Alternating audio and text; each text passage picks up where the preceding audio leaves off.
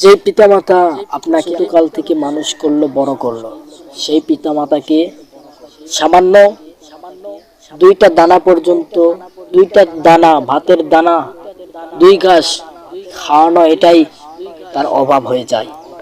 এই জন্য তার পিতামাতাকে বৃদ্ধাশ্রমে রেখে আসে, ঠিক কিনা বল?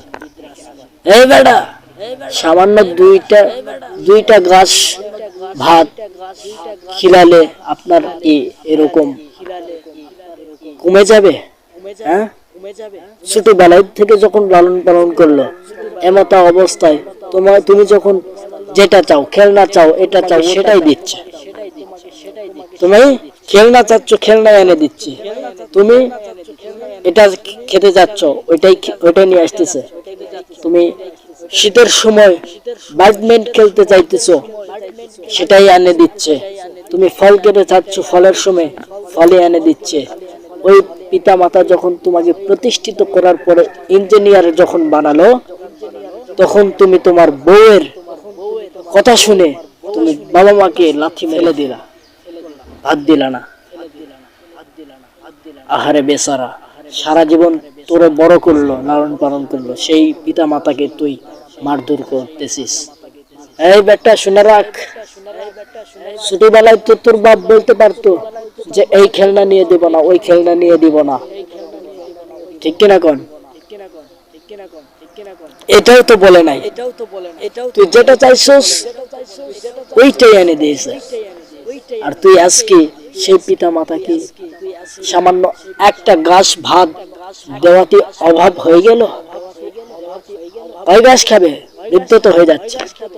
পিতা মাতা তো স্বার্থ ছাড়া আপনাকে লালন পালন করতেছে, আপনাকে বড় করতেছে, আপনাকে এটা ওটা এনে দিচ্ছে, আপনার আশা পূরণ করতেছে স্বার্থ ছাড়া।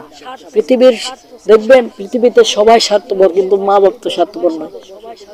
মা বাবার গর্ভে যখন সন্তান আসে, ওই সন্তানের এরকম মায়ের গর্ভের সাথে এরকম 10টা মাস যখন থাকে পেটে, 10টা মাস মায়ের সাথে ওই সন্তানের কানেকশন থেকে যায়। ওই কানেকশনের মাধ্যমে আল্লাহ তাআলা মহব্বত সৃষ্টি করে দেয়। কে সৃষ্টি করে দেয়? আল্লাহ তাআলা। এই জন্যই তো সন্তানের প্রতি মায়ের দরদ বেশি, ঠিক কিনা কোন? স্বার্থ ছাড়া বাবার দরদ বেশি, ঠিক কিনা কোন? এই জন্য সামান্য ভাতের দানা, এটাই আপনার অভাব হয়ে গেল। সামান্য বউয়ের কথা শুনে পিতা মাতাকে এরকম লাথি মেরে ফেলে দিলা, ঠিক কিনা কোন? এরকম সন্তান মনে হয় নাই নওগাঁতে? আচ্ছা। এই জন্য আমি বলতে চাই, আপনাদের হাতে পায়ে অনুরোধ,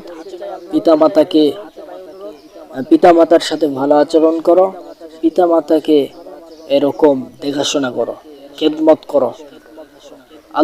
আল্লাহর রাসূল সাল্লাল্লাহু আলাইহি সাল্লাম এই দুইজনের পরে যার স্থান পিতামাতা খেদমত।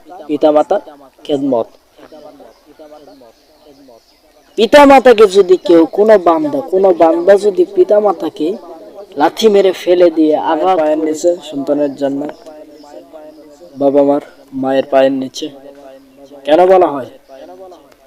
আল্লাহর রাসূল সাল্লাল্লাহু আলাইহি সাল্লাম এই দুইজনের পরে যার খেদমত করতে হবে, তার সাথে আচরণ ভালো রাখতে হবে, সেটা হচ্ছে পিতামাতা। এই পিতামাতাকে যদি লাথি মেরে ফেলে দাও, মিয়া, জান্নাত সস্তা হয়ে যাবে? বলেন, জান্নাত কি সস্তা? পিতা মাতার দিকে যদি এমনিতেই যদি হাসি করে তাকান, এমনি এরকম হাসি মনে তাকাইছেন, আপনি একটা হজের সওয়াব পেয়ে গেলেন। আরে সওয়াবের অভাব, দিনের পথে থাকলে সওয়াবের অভাব? দুনিয়া হচ্ছে ক্ষণস্থায়ী, আখিরাত চিরস্থায়ী। দুনিয়া হচ্ছে পরীক্ষার হল। আমাল হায়াতুদ দুনিয়া ইল্লা মাতাউল গুরুর। দুনিয়ার জমিনে দু চোখে যা কিছু দেখতেছেন সব ধোঁকা। এই জন্য আমি এই মঞ্চ থেকে বলতে চাই, দুনিয়ার মানুষ এই ধোঁকার পিছনে না থেকে, দুনিয়ার এই ধোঁকার পিছনে না থেকে, আমরা এই দুনিয়ার জমিনে পরীক্ষা চলতেছে। এই পরীক্ষা দেওয়ার পরে আমাদের রেজাল্ট হবে পরকালের রেজাল্ট হবে। ওই পাস করব কি করব না এটার গ্যারান্টি আছে? গ্যারান্টি নাই। তো দুনিয়ার জমিনে যদি নেক আমল করতে পারে আল্লাহ তাআলা যাক রহম করবে, সে জান্নাতে যেতে পারবে। ঠিক কিনা বলেন? হাসরের মাঠে কিছু কিছু ব্যক্তি যারা নামাজে পড়ে নাই, হারাম খেয়েছে, তারা হুট করে জান্নাতে চলে যাচ্ছে। কি ব্যাপার? তারা জান্নাতে চলে যাচ্ছে, আমরা তো অনেক আমল করেছি, আমরা কেন যেতে পারলাম না কেন? তো মূল বিষয় হচ্ছে তাদের উপর আল্লাহ তাআলার রহমত ছিল, রহম ছিল, এই জন্য তারা দুনিয়াতে এরকম হারাম খেয়েছে, নামাজে পড়ে নাই, কিন্তু আল্লাহর রহম ছিল বিদায় জান্নাতে চলে যাইতেছে। আপনি কি আটকাতে পারবেন? পারবেন না। এই জন্য দুনিয়ার জমিন, হ্যাঁ আমি এটাই বুঝাইতেছি, আল্লাহর রহম যার উপর থাকবে সে জান্নাতে যেতে পারবে। আপনি আমল করতেছেন কিন্তু আপনার মনের ভিতরে খুঁতখুঁত, ঠিক কিনা কোন? এই জন্য আমল করবেন, অল্প আমলে নাজাতের জন্য যথেষ্ট। যেইটুকু আমল করবেন ওইটুকুর উপর অনরটল অবিচল থাকবেন, আল্লাহ তাআলার রহম থাকলে আপনি জান্নাতে যেতে পারবেন। আপনি আমল করবেন, আমল বন্ধ করবেন না, করবেন, আমল করবেন। তবে হ্যাঁ, আসরের মাঠে এরকম দেখা যাবে কিছু কিছু বান্দা চলে যাইতেছে জান্নাতে। কেন? আল্লাহ তাআলার রহম তার উপরে আছে বিদায় যাইতেছে। এই জন্য আল্লাহ তাআলা যেন আমাদের সকলের উপর যেন রহম করেন এবং সকলকে পাঁচ ওয়াক্ত নামাজি বানায় দেখ। যুবক, তুমি এখনো নামাজ পড়তেছো না? এখনো নামাজ পড়তেছো না? কবে নামাজ ধরবা ভাইয়া? কবে নামাজ ধরবা? নামাজ ধরো, নামাজ ধরো। জীবনে তুমি ছোটকাল থেকে এত বছর হয়ে গেল, 2024-25 চলে যাচ্ছে, শেষে এই 26 চলে আসলো। কত হাইয়া আলাস সালাহ, নামাজের জন্য আসো আহ্বান করলো আল্লাহ তাআলা মুয়াজ্জিনরে দিয়া, আপনি তো একবারও তো সাড়া দিলেন না। ওই জুমার দিন জান্নাতের মধ্যে এখন এক বান্দাকে আল্লাহ তাআলা বলছে যে জান্নাতে যাও, তো চাবি দিয়েছে। ওই চাবি দেওয়ার পরে চাবির মধ্যে 5টা ঘাট থাকতে হবে। 5টা ঘাট কি? ফজর, জোহর, আসর, মাগরিব, এশা, এই 5টা ঘাট থাকতে হবে। এই 5টা ঘাট থাকলে তো জান্নাতের দরজা খুলবে, ঠিক কিনা কোন? এই 5টা ঘাট নাই, এর মধ্যে দেখতেছে একটা ঘাট আছে। সেই ঘাটটা কি? জুমার দিন। এই জুমার দিন শুধু নামাজ আদায় করছে, হাজিরা দিয়েছে। এছাড়া বাদ বাকি ওয়াক্ত সপ্তাহ নামাজই পড়ে নাই। শুধু এরকম শুক্রবার জুমার দিন নামাজ আদায় করছে।